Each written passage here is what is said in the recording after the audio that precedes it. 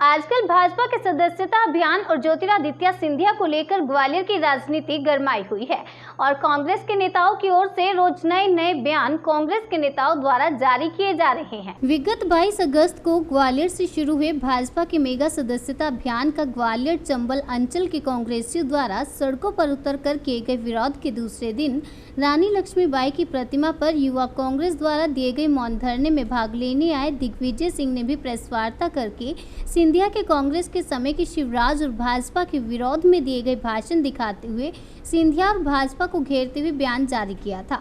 और इसी क्रम में अब 24 अगस्त को मध्य प्रदेश सरकार के पूर्व पशुपालन मंत्री और वर्तमान में भीतरवाल विधायक लाखन सिंह यादव ने एक प्रेस वार्ता में कहा कि जो सिंधिया पूरे मध्य प्रदेश में ये कहते हुए घूम रहे हैं कि 2018 के चुनाव में ग्वालियर अंचल में 26 सीटों पर उनकी वजह से चुनाव जीत कर आई थी, उनका ये दावा गलत है, क्योंकि इससे पहले 2003 में, फिर 2005 में और फिर 2014 में कांग्रेस ग्वालियर में इतनी सीटें क्यों नहीं जीत सकी। लाखन सिंह यादव ने प्रश्न किया कि क्या उन चुनावों में सिंधिया नेता नहीं थे? उस समय क्या सिंधिया कांग्रेस के बूथ लेवल के कार्यकर्ता थे?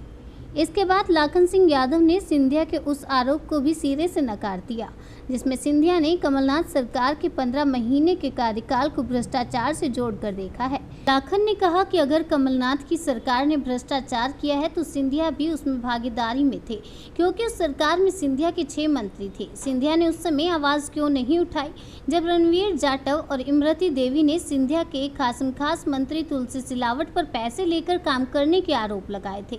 लाखन ने कहा कि वर्ष 2018 में ग्वालियर में 26 सीटों पर कांग्रेस की जीत के लिए सिंधिया नहीं बल्कि शिवराज सिंह के फर्जी भाषण और 2 अप्रैल की घटना जिम्मेदार है, जिसमें शिवराज के शासन में ग्वालियर में बड़े पैमाने पर हिंसा हुई थी, जिसमें कई लोगों की जान गई थी और कई लोगों पर मुकदमे लादे गए थे। इससे नाराज जनता ने भाजपा का विरोध करते कांग्रेस के पक्ष में मतदान किया था। न्यूज़ ऑफ भारत के लिए ग्वालियर से पॉलिटिकल रिपोर्टर राम कुमार श्रीवास्तव की रिपोर्ट। जनता पार्टी में ज्योतिरादित्य सिंधिया गए और पिछले 4-5 महीने में ग्वालियर में उनका ये पहला दौरा है और पहले दौरे में भी जब वो ग्वालियर में आए, जिस ग्वालियर को वो अपना परिवार, अपना जमीन, अपना सब कुछ मानते हैं, उस परिवार में पूरी सरकार के साथ हुआ है।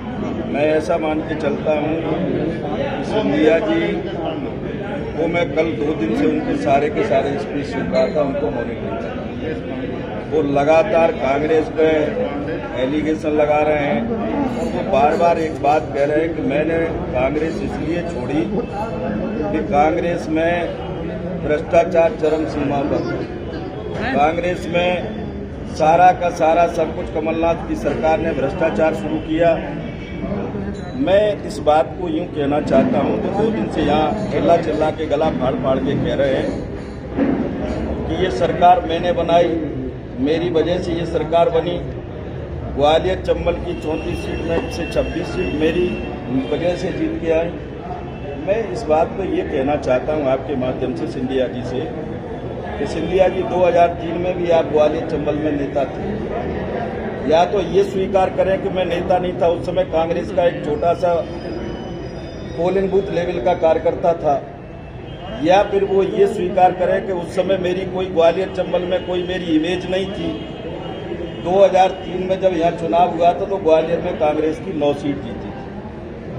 2008 में चुनाव हुआ तो ग्वालियर में कांग्रेस की 13 सीट जीती और 2013 में चुनाव हुआ तो 12 सीट जीती और अभी 2018 में जब चुनाव हुआ तो ग्वालियर में 36 सीट जीती 34 में से। उसका श्रेय सिंधिया जी बड़े पैमाने पर पूरे प्रदेश में चिल्ला चिल्ला के कह रहे हैं कि ये मेरी वजह से। अब उनको एक चीज तो एक्सेप्ट करना चाहिए, या तो वो उस समय नेता नहीं थे, कांग्रेस के उस समय पोलिंग बूथ के कार्यकर्ता थे, या फिर उस समय नेता थे तो उनकी लोकप्रियता नहीं थी। मेरा ये मानना है कि ये सिंधिया जी की वजह से नहीं जीती थी। 2 अप्रैल की जो घटना थी, भारतीय जनता पार्टी का 15 साल का कुचक्र का जो समय था, उनका कार्यकाल था, पूरे प्रदेश की जनता उब गई थी शिवराज सिंह जी के फर्जी भाषणों को सुनकर। इस वजह से यहाँ ग्वालियर में इतनी सीटें थी और आज वो कह रहे हैं कि जैसे ही सरकार कमलनाथ जी की बनी, सरकार बनने के बाद पूरा भ्रष्टाचार में पूरा प्रदेश तब्दील हो गया। मेरा इस पर ये कहना है सिंधिया जी से और ये प्रदेश के आवाम से कि भ्रष्टाचार में कहीं न कहीं यदि था तो सिंधिया जी कहीं न कहीं इन्वॉल्व थे। सिंधिया के 6 मंत्री थे, बड़े बड़े विभागों के मंत्री थे। यदि भ्रष्टाचार था तो क्या सिंधिया जी ने कभी अपने मंत्रियों से बात की थी क्या?